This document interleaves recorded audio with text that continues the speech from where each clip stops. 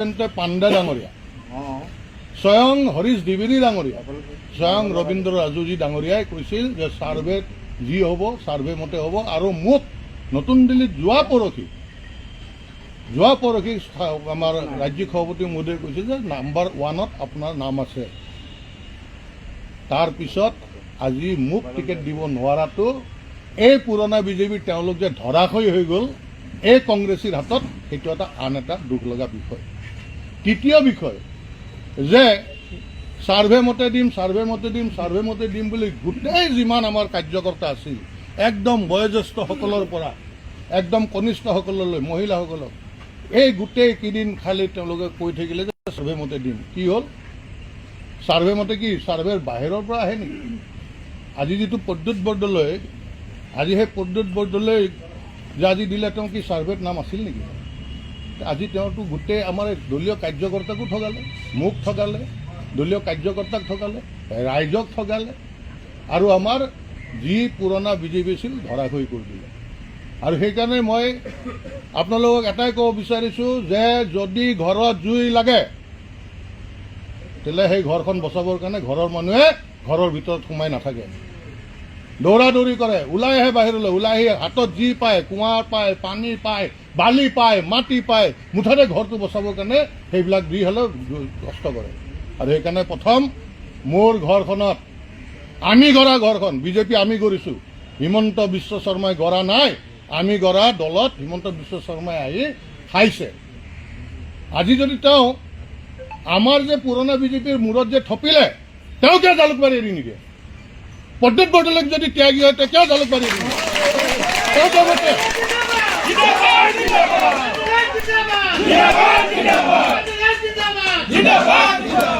দম আছে, দিয়ক। আজি তেওঁ মোক নালাগে টিকেট, দিয়ক জালুকবাৰীৰ পৰা প্ৰদ্যুৎ বৰদলৈক, দিয়ক চিফ মিনিষ্টাৰ পদ এৰি দিয়ক।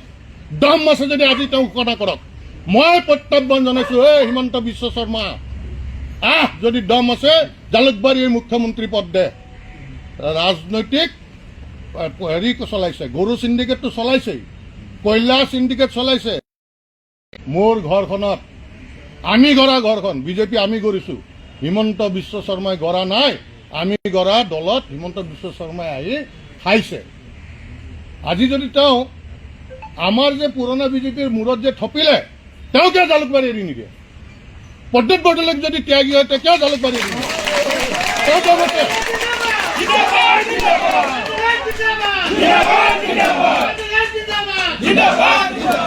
দম আছে, দিয়ক। আজি তেওঁ মোক নালাগে টিকেট, দিয়ক জালুকবাৰীৰ পৰা প্ৰদ্যুৎ বৰদলৈক, দিয়ক চিফ মিনিষ্টাৰ পদ এৰি দিয়ক। দম আছে যদি আজি তেওঁ ঘোষণা কৰক। মই প্ৰত্যাহ্বান জনাইছোঁ, হিমন্ত বিশ্ব শৰ্মা যদি দম আছে জালুকবাৰীৰ মুখ্যমন্ত্ৰী পদ দে। ৰাজনৈতিক হেৰি চলাইছে, গৰু চিণ্ডিকেটটো চলাইছেই, কয়লা চিণ্ডিকেট চলাইছে, চব বালিৰ চিণ্ডিকেটৰ পৰা পলিটিকেল চিণ্ডিকেট চলাইছে, এজিবিৰ কেইটামান ভণ্ড জাতীয়তাবাদীক লগত লৈ, এটা ভণ্ড জাতীয়তাবাদীক লগত লৈ আজি তেওঁলোকে চলাইছে। মোৰ দুখ লাগিছে, আজি মোৰ মনত পৰিছে 1999 চন, একদম সফল ডেকা ল'ৰা। আজি সেই নৰেন্দ্ৰ মোদী ডাঙৰীয়াক যেতিয়া আমাৰ অফিচৰ পৰা এখন পুৰণা চমু গাড়ী দিছিল, শ্বিলং যাব লাগে, আৰু তেতিয়া তেওঁ কৈছিল এই গাড়ীখন ইমান বেয়া, মোৰো অলপ গাটো বেয়া হৈ আছে। তেতিয়া মই মোৰ নতুন এখন মাৰুতি এষ্টিম আছিল, মাৰুতি এষ্টিমত তেওঁক লৈ গৈছিলোঁ, গোটেই ৰাতি তেওঁৰ লগত আছোঁ, পিছদিনা তেওঁৰ লগত আহিছোঁ। আজি সেই কাৰ্যকৰ্তা এজনক আজি এই কংগ্ৰেছীৰ কাৰণে আজি তেওঁ গমেই নাপায় যে তেওঁ এনেকুৱা এজন নিষ্ঠাৱান কাৰ্যকৰ্তাৰ নাম কাটি যোৱা কালিলৈ কংগ্ৰেছ কৰি থকা পচা গেলা আজি সেই যিসকলক আজি আনি তেওঁ টিকেট দিছে। এই কথাটো অন্ততঃ যদি নৰেন্দ্ৰ মোদীয়ে গম পায়, এবাৰ হ'লেও তেওঁ দুখ কৰিব যে মই এনেকুৱা এজন কাৰ্যকৰ্তাৰ টিকেট কাটিলোঁ যি 35 বছৰে নিজৰ ঘৰখনৰ পৰা মুখৰ পৰা কাঢ়ি জীৱন যৌৱন আজি সেই দলটোক দিলে, আমাৰ দলটোক দিলে। সেইকাৰণে বন্ধুসকল, যে স্পষ্ট কথা, মই ঘৰৰ পৰা নিজৰ ঘৰখন বচাবৰ কাৰণে মই এটা নতুন ৰাজনৈতিক দল খুলিম, শদিয়াৰ পৰা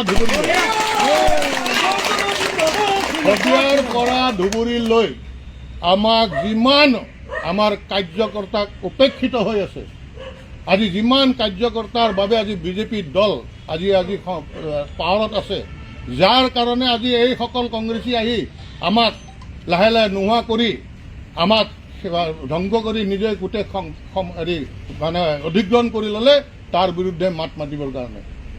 আৰু আমি সমগ্ৰ অসমত সময় অভাৱ, অন্ততঃ মই আজিৰ পৰা ফোনেৰে আৰম্ভ কৰিম আৰু এই দলটোৰ জৰিয়তে আমাৰ মূল দলটোক ৰক্ষা কৰিব লাগিব।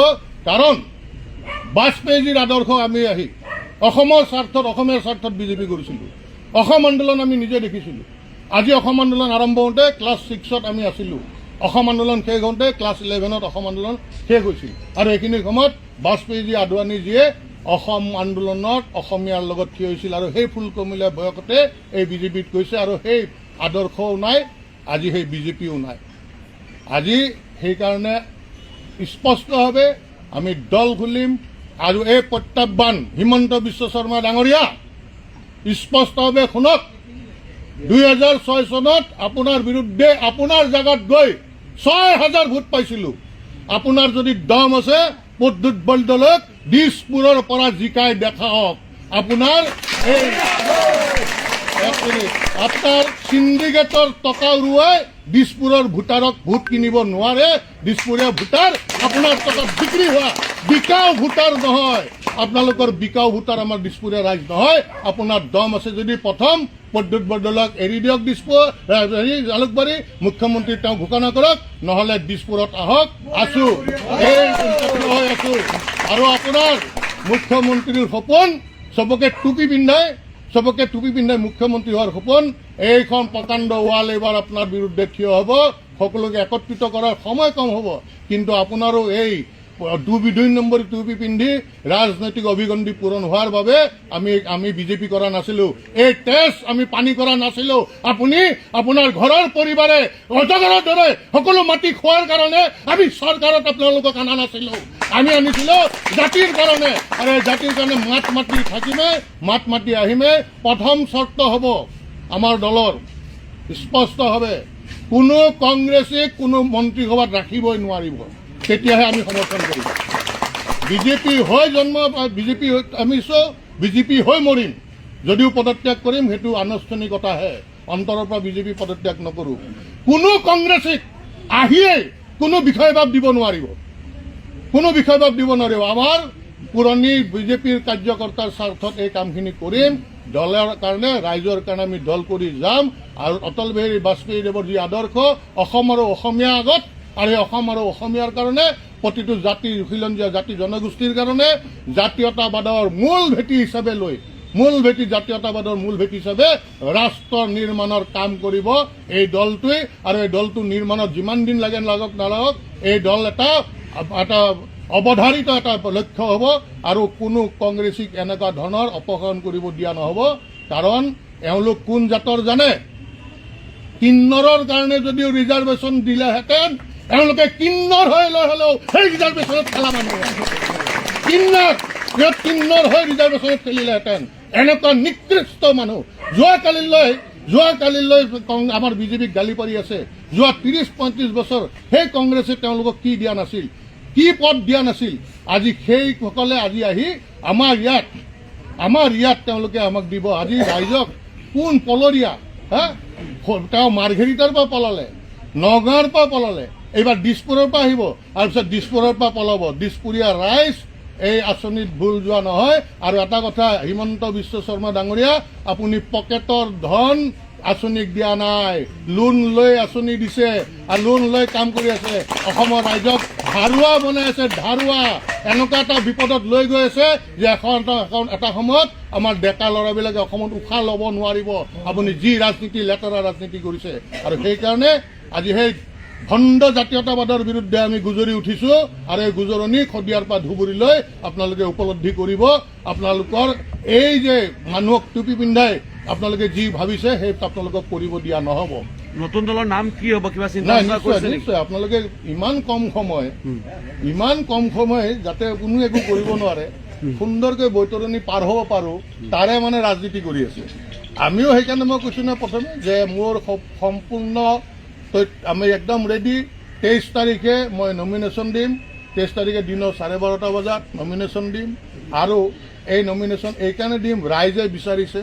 আৰু মই দিছপুৰৰ ময়ো ভোটাৰ, মই দিছপুৰৰ ৰাইজ, মই এনেকুৱা কংগ্ৰেছীক, কালি নথকা কংগ্ৰেছীক আজি আহিব ৱাশ্বিং মেচিনত গা ধুই ল'ব আৰু তেওঁ আহি আমি তেওঁক ভোট দিম, ৰখি আছোঁ আমি ভোট দিব, আমাৰ ৰাইজ ৰখি আছে, আহকচোন মই কৈছোঁ নহয়। তেওঁৰ সেই কয়লা কলা ধনৰ পইচাৰ লোভত আমাৰ বিজেপিৰ আমাৰ ৰাইজ ৰখি থকা নাই, দিছপুৰৰ ৰাইজ। বৰ্তমানৰ বিধায়কগৰাকীয়ে আশ্বাস দিছে যদি আপুনি নিৰ্বাচন খেলে তেওঁ হয়তো সমৰ্থন দিব, এটা ইংগিত দিছে। নহয় চাওক, এটা কথা বিশ্বৰ ভিতৰত আমাৰ দল ডাঙৰ দল, বিশ্বৰ ভিতৰত আমাৰ ডাঙৰ বেছি কাৰ্যকৰ্তা, দিছপুৰত কি কাৰ্যকৰ্তা নোহোৱা হ'ল? দিছপুৰীয়া ৰাইজ, গুৱাহাটীৰ বাকী ৰাইজ কি আমি কিন্নৰ নেকি যে আমাক ওপৰৰ পৰা আনি দিব? আৰু তাকো কোনে ৰিজেক্টেড গাদ্দাৰ। আমি ভগৱান শ্ৰী ৰামচন্দ্ৰক পূজা কৰোঁ, কিন্তু সেই ৰামচন্দ্ৰক সহায় কৰা বিভীষণকো আমি ক্ৰিটিচাইজ কৰোঁ। আমি সদায় কথাত কহি ঘৰ শত্ৰু বিভীষণ, ঘৰ শত্ৰু বিভীষণ কাৰো নহয় যদি ভগৱান ৰামচন্দ্ৰক সেৱা কৰিছিল। আজি যিটো দলক গাদ্দাৰী কৰিছে, এই দলটোক গাদ্দাৰী কৰোঁতে কিমান দিন লাগিব? আজি পলিটিকেল চিণ্ডিকেট এটা তৈয়াৰ কৰি আছে, পলিটিকেল চিণ্ডিকেট। কেনেকৈ ৰাইজৰ কাৰণে নহয়, কেনেকৈ তেওঁ পুনৰ মুখ্যমন্ত্ৰী হ'ব পাৰে, আপোনালোকে যাতে আজি তেওঁক প্ৰশ্ন কৰে আৰু তেওঁ যাতে কোনো জয়ন্ত দাসৰ নামত বুজনিমূলক বক্তব্য নাৰাখে, এই কথাটো তেওঁক ইয়াৰ পৰাই কৈ দিলোঁ। তেওঁক কৈ দিলোঁ যে কোনো মোক বুজনিমূলক বক্তব্য যাতে নাৰাখে। মই তেওঁ কিমান তেওঁ মানে বুদ্ধিমত্তা, কিমান তেওঁ ভাল বক্তা, আহক এইজনো ৰখি আছোঁ তেওঁৰ কাৰণে। খোজে প্ৰতি তেওঁ উজুতি খাব, ৰাতি প্ৰেছাৰৰ টেবলেট আগতে যদি 2টা খাইছিল, এই ইলেকশ্যনত 10টাকৈ খাব লাগিব, 10টাকৈ খাব লাগিব। আমি নিষ্ঠাবান বিজেপি কৰ্মী। বিজেপি যেতিয়া কৰিছিলোঁ তেওঁলোকে কংগ্ৰেছত আছিল, আমাক তেওঁলোকৰ গুণ্ডা বাহিনী মাৰিব আহিছিল, এদিনো মাৰিব পৰা নাছিল আমাক। আমাৰ এইখিনিত দম আছে, আমি তেওঁলোকৰ ফেপেৰি পাতি উঠাই দিছিলোঁ। তাৰপিছত তেওঁ আমাৰ ঘৰত আহিছেতো আৰু ভাবিছে তেওঁলোকৰ নিচিনা বিকাও আমাৰ বিজেপিৰ পুৰণা কাৰ্যকৰ্তা নহয়, আমি হলো বিক্ৰী যোৱা কাৰ্যকৰ্তা নহয়। আৰু সেইকাৰণে আজি তেওঁক প্ৰত্যাহ্বান জনাইছোঁ, এই প্ৰত্যাহ্বান তেওঁ যাতে গ্ৰহণ কৰে, যদিহে তেওঁ পুৰুষ হয়, যদি হিমন্ত বিশ্ব শৰ্মা পুৰুষ হয়, এই প্ৰত্যাহ্বান গ্ৰহণ কৰাৰ কাৰণে মই তেওঁক জনাইছোঁ, আহ্বান জনাইছোঁ। কেইটা সমষ্টিত এইবাৰ আপোনালোকে কি ভাবিছে, কেনেকুৱা কেইটা সমষ্টিত পৰিণত কৰিব কিবা ভাবিছে নেকি? যোৱাকালি ফোনত কেইবাটাও মানুহৰ লগত কথা পাতিছোঁ। মোৰ নিজা নেটৱৰ্ক আছে, টিম আছে, কিন্তু আমি এতিয়া যে ইমান কম সময়ৰ ভিতৰত কোন হ'ব কি হ'ব, আৰু সেই টেষ্টেড আৰু ৰিজেক্টেড এই দলটোত কোনো নাথাকিব। অসমৰ ৰাইজৰ দ্বাৰা টেষ্টেড আৰু ৰিজেক্টেড কোনো নাথাকিব। ফ্ৰেছ ব্লাড, যাৰ গাত কোনো চেকা নাই, কোনো চিণ্ডিকেটৰ চেকা থকা, বেলেগত টিকেট নাপায় জাকে তাকে ইয়াত লোৱা লাগে। শিয়ালৰ জাক জাক মোক দৰকাৰ নাই, সিংহৰ এটাই। আমি শিয়াল নুগুটাওঁ এইবাৰ, সিংহ ল'ম। যোন সিংহ আছে তেওঁলোকক ল'ম। পুনৰবাৰ কৈছোঁ, ৰাইজৰ দ্বাৰা ৰিজেক্টেড তাকো ইয়াত লোৱা নহ'ব। ৰাইজৰ দ্বাৰা আৰু কোনো চিণ্ডিকেট বা আন যিকোনো বদনাম থকা মানুহ আমাৰ এই দলত আহিব নোৱাৰিব। দলৰ নাম, দলৰ কি হ'ব, আমাৰ গোটেইখিনি আপোনালোকক জনোৱা হ'ব। ধন্যবাদ। কেৱল আচলতে বিজেপি এতিয়া সলনি হৈছে নেকি? কাৰণ কি এই যিখন তালিকা, এইখনতো নিশ্চয়কৈ আপোনাৰ কেন্দ্ৰীয় নেতৃত্বৰ দ্বাৰা অনুমোদিত এখন তালিকা। ক'ৰবাত নহয় ক'ৰবাত অটল বিহাৰী বাজপেয়ীৰ যি বিজেপি আছিল সেয়া বৰ্তমান সামগ্ৰিকভাৱে সলনি হৈছে নেকি? ইয়াতে হৈ গ'ল যে মুখ্যমন্ত্ৰী হৈ থাকিবৰ কাৰণে বেকবনলেছ যিমান আছে সেইবিলাকক টিকেট দিছে, হয় হুজুৰ কৰা। আৰু এইটো যে এনেকুৱা মাৰাত্মক আত্মঘাতী, সেই মানুহজনে যি সমষ্টি নহওক, যোন সমষ্টিৰে নহওক, বেকবনলেছ ব্যক্তিজনক পইচাৰ জোৰ জিকাই দিব। পইচাৰ জোৰ জিকাই দিয়াৰ পিছত তাত যিকোনো সিদ্ধান্ত ল'লে ক'ব, এই চুপ থাক, তোক টিকেট দিছোঁ, MLA বনাইছোঁ। সেই মানুহজনেও ক'ব, মোক টিকেটো দিছে, MLA বনাইছে, হয় ছাৰ আপুনি অহাবাৰো টিকেট দিব, অহাবাৰো MLA বনাম, মোৰ এটাই কাম আপুনি যি কয় হয় ছাৰ কোৱা। আৰু সেই হয় ছাৰ কোৱা মানুহ বনাই লৈছে, বনাই তেওঁ সপোন দেখিছে, এইবাৰ সেই সপোন পূৰণ নহয়। আৰু এটা স্পষ্ট কথা দেই, এই মোৰ পদক্ষেপৰ দ্বাৰা কংগ্ৰেছে 0.001% মোৰ লাভান্বিত হ'ব নিদিওঁ, কাৰণ কংগ্ৰেছ হ'ল অসমীয়া জাতিৰ শত্ৰু। কাৰণ তেওঁলোকে টুইষ্ট কৰি দিয়েতো, টুইষ্ট কৰেতো। তেওঁ ভাল অৰেটৰ নহয়তো হিমন্ত বিশ্ব শৰ্মা, তেওঁ এজন ডিবেটৰ আছিল কলেজত। ডিবেটৰৰ কামেই কি হ'ল, সপক্ষে বা বিপক্ষে। বিপক্ষে মানে প্ৰথম শব্দটো হ'ল যে সূৰ্য পূব পিনে ওলায়, বিপক্ষে হ'লে তাৰ এগেইনষ্টত ক'ব লাগে। যুক্তিটো কিমান ভাল দিছে সেইটোৰ ওপৰত তেওঁ পুৰস্কাৰ পায়। তেওঁ সৰুৰ পৰাই তেওঁৰ অভিজ্ঞতা আছে মিছাক সঁচাকৈ মানুহৰ মাজত প্ৰচাৰ কৰা। আৰু সেইকাৰণে আজি কৈ দিছোঁ পুনৰবাৰ, আমাৰ এই পদক্ষেপৰ দ্বাৰা কেৱল বিজেপিয়ে লাভান্বিত হ'ব, কিন্তু আৰু সেই কংগ্ৰেছীসকল হেৰি হৈ থাকক দেই। আমাৰ ফালৰ পৰা সেই যিসকল কংগ্ৰেছী মুঠ খলাই, যিসকল দৰকাৰ হ'লে কিন্নৰ হ'বলৈও হেৰি মানে তেওঁলোকে চিন্তা নকৰে, সেইসকল কিন্তু সজাগ হওক। আমি বিজেপিক ক্ষতি নকৰোঁ, বিজেপিক আগুৱাই দিম। আমাৰ চৰ্ত থাকিব, আৰু এই দলটো এইকাৰণে কৰিছোঁ যাতে আমি দলটোৰ জৰিয়তে অনাগত দিনত আমাৰ বিজেপিৰ ঘৰখন সুন্দৰ আৰু আমি সম্পূৰ্ণভাৱে শক্তিশালী আৰু মজবুত কৰিব পাৰোঁ, আৰু এই অপশক্তিৰ পৰা যাতে ঘৰখন বচাব পাৰোঁ। এই জুই হ'ল ঘপকৈ লগা জুইকুৰা অপশক্তি হয়। ঘৰ এখনত যদি ঘপকৈ একুৰা জুই লাগি যায়, সেই জুইকুৰা নুমাবৰ কাৰণে সকলোৱে দৌৰাদৌৰি কৰে, সেই জুই নুমাবৰ কাৰণে পদক্ষেপ লৈছোঁ। আজি যিখন তালিকা প্ৰকাশ পাইছে তাত অধিকাংশই কিন্তু কংগ্ৰেছৰ পৰা অহা যিসমূহ প্ৰাৰ্থী, বিশেষকৈ বিজেপিত যোগদান কৰিছে, কোনোবাই মন্ত্ৰী হৈছে বা কোনোবাই নতুনকৈ আহিয়ে টিকেট পাইছে। কি ক'ব এই সমগ্ৰ বিষয়টো? আপোনালোকৰ সভাপতি আছিলে, তেওঁতো একেবাৰে গ্ৰাছৰুটৰ পৰা বিজেপি কৰা বুলি কয়, নীতিৰ কথা কয়, আৰু তাত এই ধৰণৰ কিয়? মইতো তাকে কৈছোঁ, লাজ পাইছোঁ, দুখ পাইছোঁ। প্ৰথমেই কৈছোঁ যে যিসকল পুৰণা বিজেপি, দিলীপ শইকীয়া, আমাৰ প্ৰভাৰী, আমাৰ ৰবীন্দ্ৰ ৰাজু, গোটেই জীৱন বিজেপিক দিলে, সংঘ কৰিলে, আজি সেইসকলে ধৰাশায়ী হৈ গ'ল।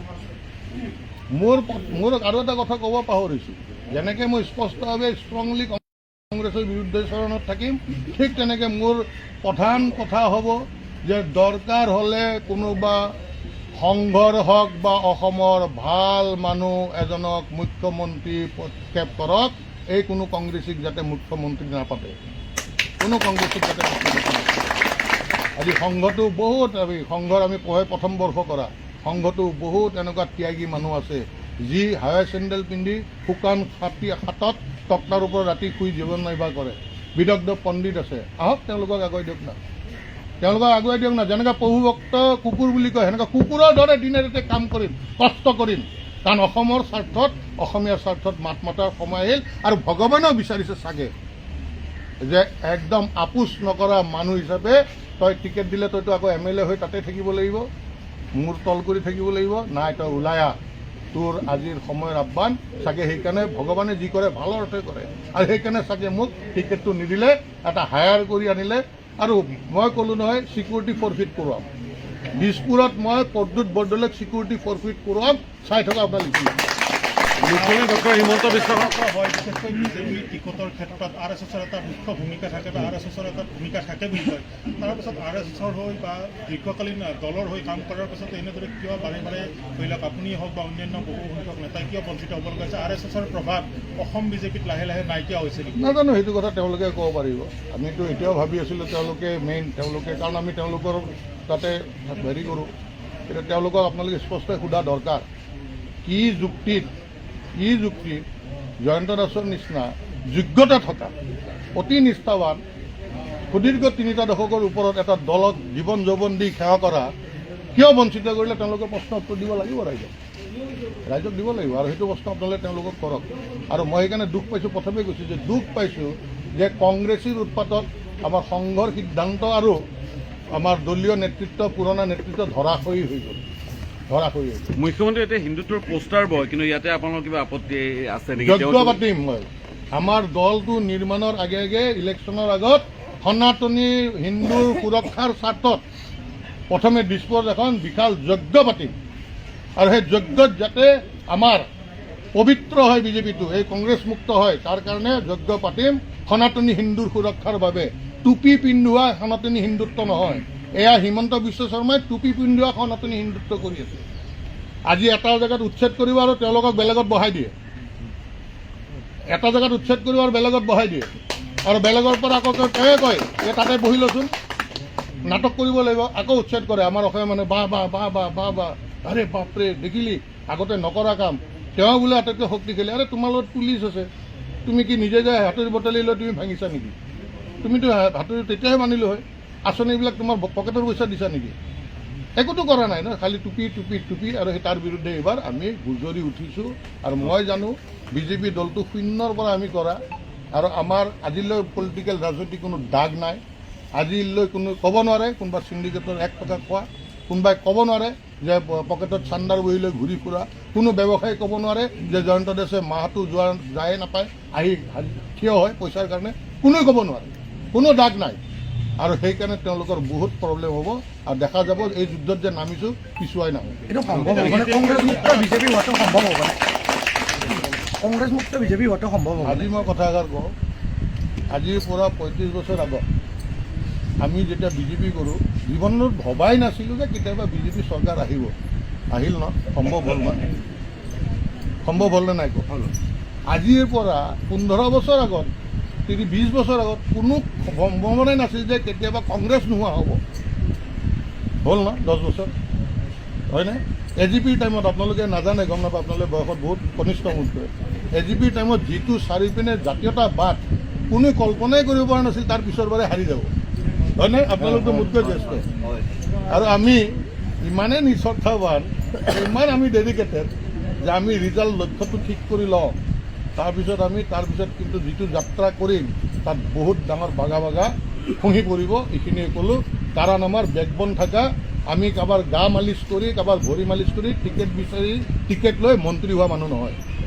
Thank you. আপোনাৰ দলটো সিদ্ধাৰ্থ ভট্ট থাকিব, শান্তনু ভৰালী থাকিব, এনেকুৱা এটা অনুমান কৰিব পাৰি নেকি? কাৰণ তেওঁলোকে টিকট বঞ্চিত না কিয় প্ৰকাশ কৰিছে? চাওক, মই ইমান দৌৰাদৌৰি মই কৈছোঁ, সময়ৰ অলপমান অভাৱ আছে। দল এটা ঘোষণা কৰিছোঁ এইকাৰণে যে খুলিমেই, দলটো কৰিমেই, সিদ্ধাৰ্থ ভট্ট বা শান্তনু ভৰালী কি হয়, কাৰণ এতিয়া চব নমিনেশ্যনত বিজি হৈ যাব, চব নমিনেশ্যনত বিজি হ'ব। আমি প্ৰাৰ্থীটোও দিব নোৱাৰিম, মাত্ৰ আমি কোনোবা যদি এনেকুৱা আছে সমৰ্থন জনাম, তাৰ আগতে আমি দৌৰাদৌৰি একেলগে কৰিম। কিন্তু মই এইটো ঘোষণা কৰিছোঁ যে দল এটা হ'বই, আৰু লক্ষ্য এইমাত্ৰ প্ৰশ্ন কৰাৰ দৰে যে এই দলৰ লক্ষ্য 2026 নহয়, এই দলৰ লক্ষ্য পুৰিয়ে পোগালিয়ে কংগ্ৰেছিক যি বিজেপিৰ বস্ত্ৰ হৰণ কৰি সেই আকৌ আগৰ দৰে দুৰ্নীতি কৰি আছে, সেই আগৰ দৰে চিণ্ডিকেট কৰি আছে, সেইসকলক তাৰমানে ক্ষমতাৰ পৰা দূৰত ৰখাই এই দলটোৰ লক্ষ্য হ'ব বিজেপি শক্তি কৰি কেৰাম। ইমানখিনি ক'লোঁ, মই খেলিম। মই একদম ক'লোঁ 23 তাৰিখ দিনৰ 12:30 বজাত মই নমিনেশ্যন দিম। দাদা, আপোনাৰ লগত দলে অপকাৰ কৰিলে নে কোনোবা ব্যক্তি বিশেষে অপকাৰ? ব্যক্তি বিশেষে মোক অপকাৰ কৰিছে, দলে অপকাৰ কৰা নাই। কিন্তু যিহেতু মই ইলেকশ্যন খেলিম, তেতিয়া মই দলত থাকিব নোৱাৰোঁ। সেইকাৰণে মই আজি আৰু কালিৰ ভিতৰত মই দলৰ পৰা পদত্যাগ কৰিম। বিশেষকৈ যোৱাবাৰ আপুনি এটা বিশেষকৈ চৰ্চাত আহিছিলে যে যোৱাবাৰ মুখ্যমন্ত্ৰী আপোনাক নিজে কৈছিল যে দিছপুৰৰ টিকটটো এইবাৰ আপুনি ৰখক, অহাবাৰ আপোনাক প্ৰদান কৰা হ'ব। আৰু সেইজন এতিয়া বৰ্তমানৰ কেন্দ্ৰীয় মন্ত্ৰী কিন্তু কালি সংসদীয় বোৰ্ডৰ যিখন বৈঠক য'ত টিকট ফাইনেল হোৱা বুলি কয় তাতো আছিল। তাৰপিছতো এবাৰো প্ৰতিবাদ নহ'ল নেকি এই ধৰণৰ যিটো কথা যি সাধাৰণ কৰ? বুজি পাইছোঁ, হিমন্ত বিশ্ব শৰ্মাই যোৱাবাৰ কৈছিল যে অহাবাৰ দিয়া হ'ব। মুখৰ ভেলু থাকিব লাগিবতো।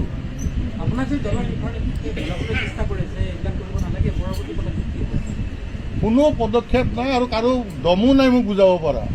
মই বহুত দমদাৰ মানুহ হয়, এই দমো নাই, দমে নাই। কোনোবা এজন লিডাৰ মোৰ ঘৰত চাওক, আপোনালোকে কেমেৰা অন কৰি ৰাখি দিয়ক, দম নাই মোক ইয়াত আহি বুজাবৰ কাৰণে। আৰু এটা সৌজন্যতা নহ'ল, ইমান জ্যেষ্ঠ, মই আজিৰ তাৰিখত দিলীপ শইকীয়াতকৈ মই দলত জ্যেষ্ঠ, এটা সৌজন্যতামূলক এটা মোক ফোন নকৰিলে যে দাদা আপোনাক দলীয় টিকটৰ পৰা বঞ্চিত কৰিছোঁ, কিন্তু আপুনি একো সংগ্ৰাম নকৰিব। দুৰ্ভাগ্য নহয়, অকল জয়ন্ত দাসৰ কাৰণে নহয়তো, জয়ন্ত দাসৰ কাৰণে লজ্জাজনক নেকি? জয়ন্ত দাসৰ নিচিনা লাখ লাখ নিষ্ঠাৱান কাৰ্যকৰ্তাৰ কাৰণে এয়া লজ্জাজনক এটা বাৰ্তা যে দলতটো মূল্য নাই, নিদিয়াৰ পিছতো এটা মূল্য দি এটা ফোন নকৰিব। একেবাৰে নাই। নেতৃত্বত কংগ্ৰেছীকেইটা আছে, নেতৃত্বত কংগ্ৰেছী আছে, ক'ত মূল্যবোধৰ ৰাজনীতি আছে? একেবাৰে মূল্যবোধৰ ৰাজনীতি নাই। ইয়াত চিণ্ডিকেটৰ ৰাজনীতি, কয়লা চিণ্ডিকেট, গৰুৰ চিণ্ডিকেট, গাড়ীৰ চিণ্ডিকেট, আৰু গাড়ীৰ চিণ্ডিকেটৰ লগে লগে সনাতনী কি হিন্দু সনাতনী। বিজেপি ইমান বছৰ কৰিলেও সনাতনী কি হিন্দু, কি শব্দটো? সনাতনী হিন্দু, সনাতনী হিন্দু। এতিয়াহে এইবিলাক শব্দ নতুনকৈ আহিল। আগতেতো আগৰ পৰাতো আমি বিজেপি কৰিছোঁ। আমি জন্ম পাওঁতেতো হিন্দুৱে আছিলোঁ, এতিয়াওতো হিন্দুৱে হয়, মৰিলেতো হিন্দুহে মৰিম। এতিয়া আৰু কি এইবিলাক সনাতনী হিন্দু? আৰু সেই কংগ্ৰেছীকেইটাৰ মুখত বেছি, দেখিলে খং উঠে, সিহঁতক দেখিলে খং উঠে। গৰু হাৰা দিব, তাত গৰু হাৰা দিব। এইবিলাক স্পাই হয়, এই হিমন্তৰ স্পাই হৈ আছিল কংগ্ৰেছত। আজি আপোনালোকে ভাবিছে কংগ্ৰেছ দুৰ্বল হৈ আছে, কংগ্ৰেছ শক্তিশালী হৈ গৈ আছে। কাৰণ যিমান লেতেৰা কচা গেলা ফাল্টু থাৰ্ড ক্লাছ চব ওলাই আহি আছে, আৰু চব থাৰ্ড ক্লাছ আমি যেন ডাষ্টবিন বিজেপি চব ফাল্টু গেলা পচা আমাৰ বিজেপিত আহি পৰিছে। দাদা এটা কথা এই মুহূৰ্তত আপোনাৰ নিচিনাকৈ ধৰি লওক ইলেকশ্যনখিনি বা দল ৰাইজৰ সেৱা কৰিম বুলি এতিয়াও যি বিজেপি যুৱ মৰ্চাত বহু যুৱকে কাম কৰি আছে, কিন্তু নেতৃত্বত কংগ্ৰেছেই আছে এতিয়া, সেইসকললৈ কি আহ্বান জনাব যিয়ে ভৱিষ্যতে আশা কৰিছে যে বিজেপিৰ পৰা প্ৰাৰ্থিত্ব লাভ কৰি তেওঁলোকে সেৱা কৰিব? স্পষ্ট আহ্বান এটাই, আমাৰ দলত বাজপেয়ীজী আৰু আদৰণীজী বা এতিয়াও নেতৃত্ব এটাই কয়, ব্যক্তিতকৈ দল ওপৰত, দলতকৈ কিন্তু ৰাষ্ট্ৰৰ ওপৰত, দেশ ওপৰত। আৰু আজি যিটো মই পদক্ষেপ লৈছোঁ সেই বাজপেয়ীজীৰ আদৰ্শৰ গত সেই বক্তব্য আৰু আমাৰ ডেকা চামৰ প্ৰতি থকা সেই সময়ৰ ডেকা চামৰ প্ৰতি থকা আহ্বানক সৰুগত কৰি, কাৰণ আজি ৰাস্তা নিৰ্মাণ হৈ আছে, কিন্তু আচল যিটো সমস্যা সেই সমস্যা আজি সমস্যাই হৈ আছে। আজি কংগ্ৰেছে আজি দাবী কৰিব পাৰিছে, লাজ পাওঁ, কংগ্ৰেছে সেইদিনা কৈছে যে বিজেপিৰ দিনতকৈ আমি কংগ্ৰেছৰ দিনত বেছি বাংলাদেশী খেলিছে। তেওঁলোকে তথ্য দি দিছে যে বিজেপিৰ দিনত কিমানকেইটা খেদা নাই। এতিয়া লাজ লাগিছে নাই? আমি বিজেপি পুৰণা বিজেপি লাজ পাইছোঁ, আমাৰ চৰকাৰৰ দিনত কাম হোৱা নাই। আৰু আমাক শুনক, মোৰ ঘৰটো বহুত লুংলিঙীয়া ৰাস্তাৰ ওচৰত, এটা ডাঙৰ নেশ্যনেল হাইৱে আহিল, উন্নয়ন আহিল, মোৰ ঘৰটোৰ ওপৰেদি গুচি গ'ল, তাৰ পৰা খেদা খালোঁ। সেনেকুৱা উন্নয়ন লাগে নেকি? সেনেকুৱা উন্নয়ন লাগে নেকি? সেই ঘৰটোৰ পৰা উচ্ছেদ হ'লোঁ আৰু মই সেই ৰাস্তাটো জীৱনত ব্যৱহাৰ কৰিব নোৱাৰোঁ, সেনেকুৱা উন্নয়ন নালাগে নহয়। সেইকাৰণে যে স্পষ্ট কথা, নিৰ্বাচন খেলিম, কোনো কম্প্ৰমাইজ নকৰোঁ। আৰু তেওঁলোকে ভাবিছিল, আচলতে কি হৈছে না, কংগ্ৰেছত আছিল ছাত্ৰ অৱস্থাৰ পৰাই, ছাত্ৰখণ্ডক গাদ্দাৰী কৰা, ছাত্ৰখণ্ডৰ পৰা এক্সপেল হোৱা, ঠিক আছে। তাৰপিছত কংগ্ৰেছত অকল ব্ৰিফকেছৰ ৰাজনীতি, তেওঁলোকৰ ৰেট হ'ল মানুহলৈ ৰেট। তাৰমানে তেওঁলোকে ভাবিছিল যে পুৰণা বিজেপি কেইটাকো কিনিব পাৰে, আমাৰ দুই এটা বিক্ৰী হৈছে, কিন্তু আমি বিক্ৰী নহয়। Thank you. বহুতে ভাবিব পাৰে যে জয়ন্ত দাস জড় হৈ নাই। জয়ন্ত দাসক যোনে নিশ্চয়তা প্ৰদান কৰিছিল, কোনে কৰিছিল? স্বয়ং ৰাজ্যিক সভাপতি মহোদয়, তেওঁ পুৰণা বিজেপি।